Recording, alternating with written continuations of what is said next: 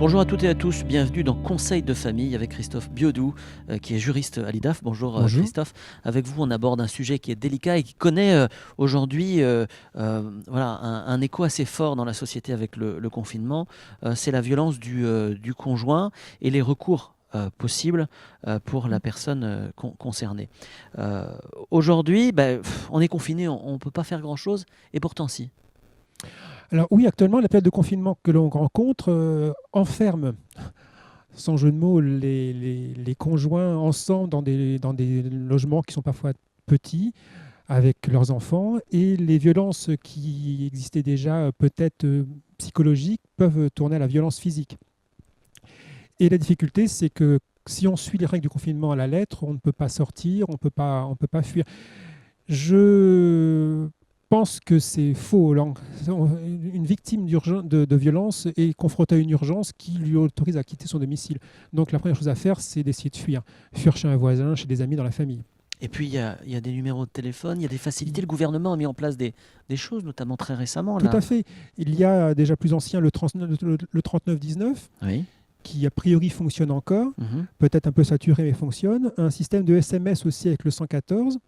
Et je ne m'en viens plus en tête, mais oui, il y a toujours ces numéros de téléphone qui existent. Et je crois aussi des plateformes Internet sur lesquelles on peut signaler la situation. Et puis, le cas échéant, des choses sont mises en place aussi dans les supermarchés ou Il a été hypermarchés. prévu, Je évidemment, ne sais pas si c'est le cas pour le moment, mais en tout Je cas, c'est une ne volonté. l'ai pas rencontré encore. Oui. Mais a priori, il est prévu, effectivement, dans les supermarchés de mettre en place des points de rencontre, des points d'accueil et de signalement.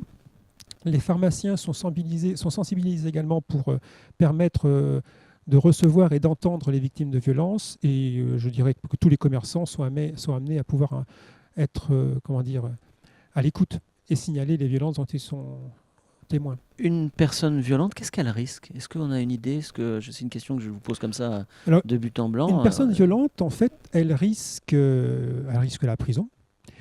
Le quorum de peine dépend après de la violence et des conséquences de la violence. Que la violence en soi, ça ne veut rien dire. Violence, c'est une infraction qui est forcément qualifiée ou de délit ou de crime. Crime, c'est-à-dire la mort. Et dans ce cas, la sanction va de 3 ans d'emprisonnement avec 75 000 euros d'amende à 20 ou 30 ans de réclusion. Bien sûr. On parle des enfants, c'est important aussi, parce qu'ils sont Les aussi concernés et ça doit peser aussi dans la balance quand le conjoint ne sait pas quoi faire. Mais il faut qu'il protège ses enfants. Complètement, complètement. Les enfants aussi sont victimes de violences, peut-être plus que les violences entre conjoints, parce qu'ils sont plus faibles, ont peut-être moins de facilité de répondre à l'auteur de violences. Et là aussi, il existe des numéros de téléphone pour alerter les violences faites aux enfants. Là, je crois que c'est le 119. Il ne faut pas oublier que l'enfant, même mineur, peut porter plainte seul. Il peut, s'il en a la possibilité, forcément aller au commissariat et signaler sa situation et porter plainte. Il n'a pas besoin d'être accompagné d'un adulte.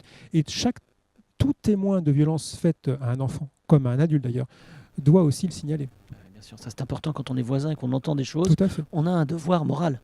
Moral et même civique, quoi. C'est là aussi, si on ne dénonce pas un crime ou un délit, on est passé d'une sanction pénale.